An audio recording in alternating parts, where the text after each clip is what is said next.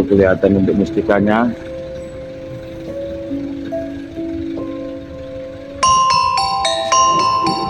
Batu Lumpang. Kita hanya untuk mencari jalan ya. Ini untuk seputaran Lidah Kulon yang akan menuju ke lidah-lidah yang lain, Lidah Wetan. Jadi kita jalan-jalan dulu.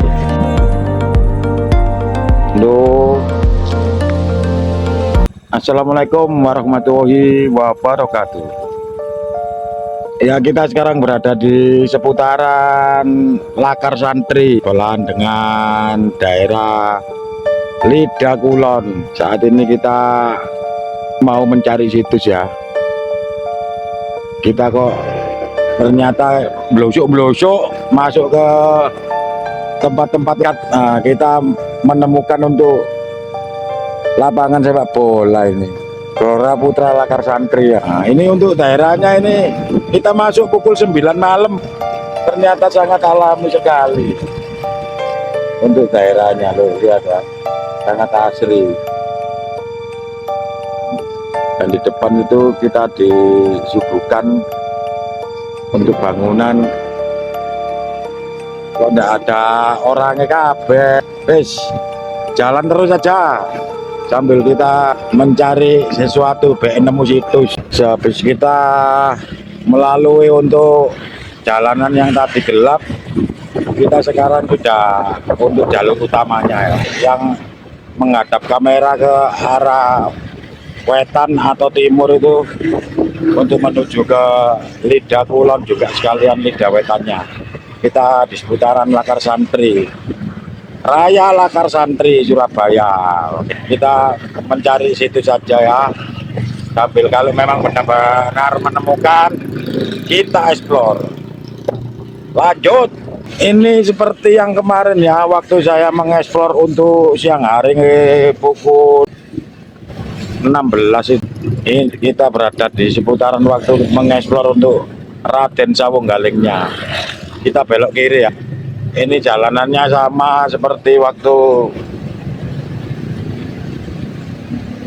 ke Raden Sawunggaling, karena memang daerahnya juga Lidah Kulon dan Lidah Wetan, tetangga. Dan menurut yang saya baca dari artikel itu, untuk Lidah Wetan atau Lidah Kulon sendiri dibawa oleh Raden Pata, yang dulu itu adalah anak dari Prabu Brawijaya V, menyebarkan agama Islam menuju ke tempat daerah yang banyak lidah buayanya.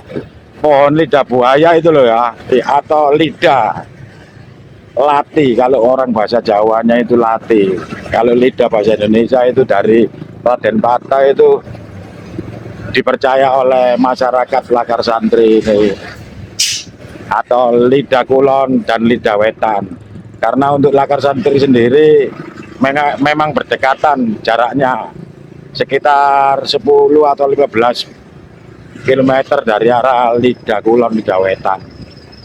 Jadi dinamakan lidah, diambil dari lati atau lidahnya Raden Pata. Akhirnya desa Lidah Kulon dan Lidah Wetan diambil dari kata lidah. Dan Lidah Wetan itu karena wetan itu adalah timur, jadi Raden Pata jalan ke arah timur, namanya Lidah Wetan.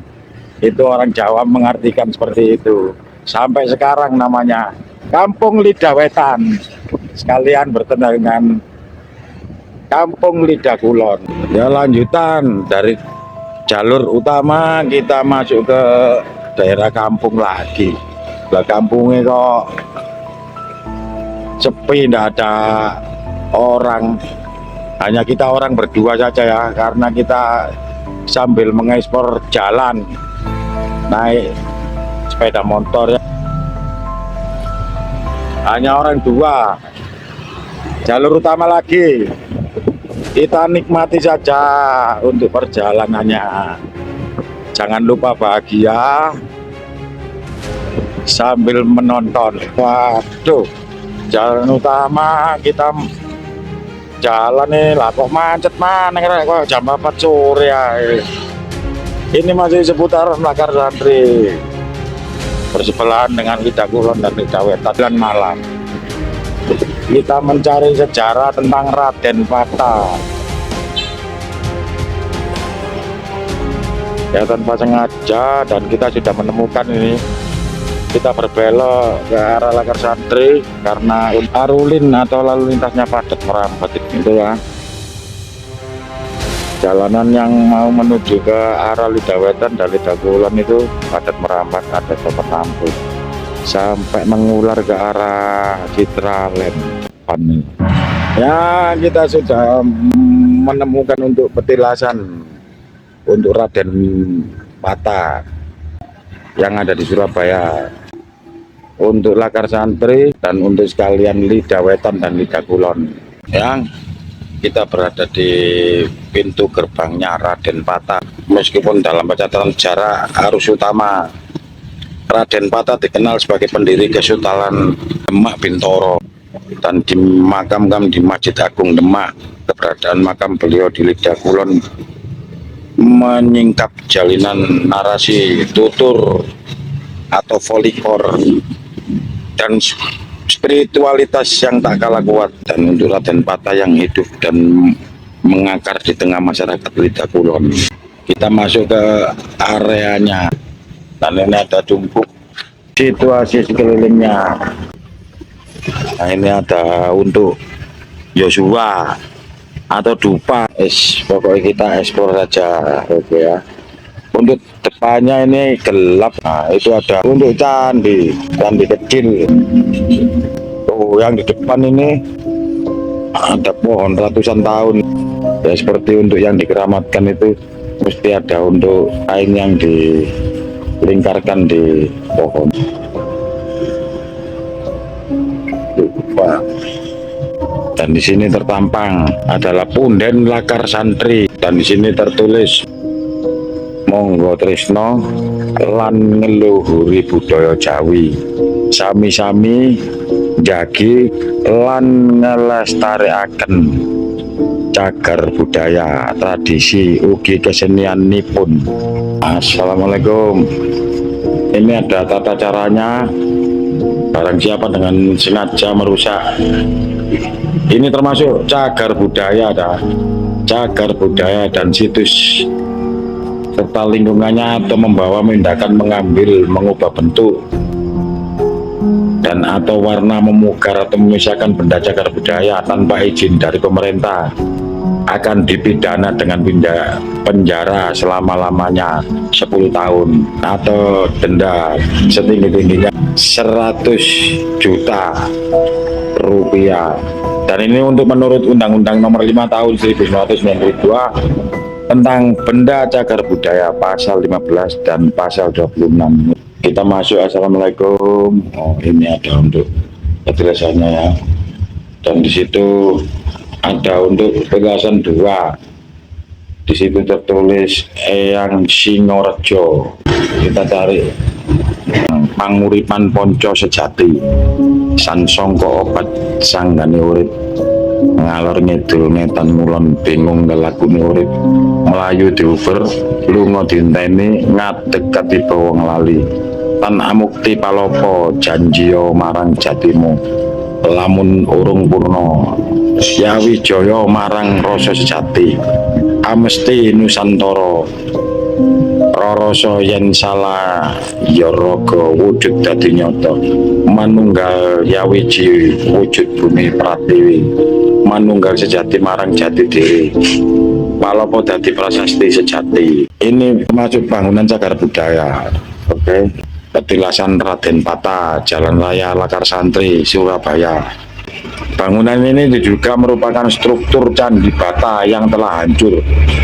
Dugaan ini berkuat dengan adanya miniatur candi dari terakota yang telah rusak. Bangunan cagar budaya sesuai SK Wali Kota nomor 188.410/436.1.2/2014 tanggal 9 September 2014. untuk diresmikannya lokasi yang ada di Lakar Santri Lida Kulon dan Lida Wetan. Pemerintah Kota Surabaya tahun 2015. Oke, kita masuk lagi ke sini. Assalamualaikum. Ini musola ini ya. Oh, untuk musolanya di sekitaran Raden Bata ada musolanya. Itu mau untuk toilet. Tembok ya. Ini pohon asam ini ya. Untuk kita ke bawah menuju ke atas, berusia ratusan tahun untuk pohon asamnya. Sangat terasa untuk sisi horor dan suasana mistisnya, keanggaran dari makom Raden Bata. Nah, itu teman ini, temannya lagi mediasi. Sekarang mustika Ya, kita ditunjukkan dari teman ada mustika ya. Kalau kelihatan untuk mustikanya. Nah, ini untuk pohonnya ini berusia ratusan tahun. Nah, itu untuk mustikanya itu. Oh, itu mengkilap itu ya. Atau memancarkan cahaya untuk pohon yang sangat limited Punden Lakar Santri.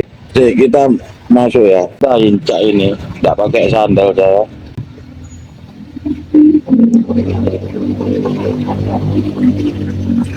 Oh, ini ternyata batu-batu dari zaman Mojopahit ya. Ukurannya besar. Seperti yang di candi-candi lainnya ini. Batu bata. Ukuran besar dan ketebalan 3 cm, kepanjangan sampai 15 cm. Nah, kita menemukan lagi, diperlihatkan untuk batu andesitnya. Ini ada cungkup zaman Mojopahit ya. Waktu kita ke Gunung Bekel juga menemukan batu lumpang itu ya, depan itu ya. Ini pendopo dan ini untuk ukir-ukirannya masih Mojopahit ini ya. Ada untuk ukiran Mojopahit ini ada artinya, simbol daripada Trisula untuk cakra, dan untuk gambarnya ini memang dari era Mojopahit. Dan pendapat sendiri tertulis Paseban Agung dari Raden Bata. Itu tatanan batu bata asli ya. Itu ditemukan pertama kali karena untuk fotonya masih hitam putih ya. Untuk kisah Raden Bata ini di Lida Kulon tidak bisa dilepaskan dari hubungan darah dan batinnya dengan kota Surabaya sebagai putra dari Prabu Brawijaya V, Raja Majapahit, dari istri dari Raden Rahmat Sunan Ampel. Raden Bata mudah menghabiskan banyak waktu untuk menimba ilmu agama di pesantren Ahmad Surabaya. Adalah rahim spiritual tempat karakter kepemimpinannya ditempa. Makanya untuk masyarakat Lida Kulon meyakini bahwa wilayah mereka dahulunya merupakan salah satu tempat petilasan kawalat atau menyendiri untuk ibadah, atau bahkan tempat tinggal rahasia Raden Bata selama masa-masa perjuangan politis dan spiritualitasnya. Dan diucapkan terima kasih untuk yang menonton. Jangan lupa untuk like, komen, dan subscribe untuk channelnya Jati Alam biar bisa berkembang. Assalamualaikum warahmatullahi wabarakatuh.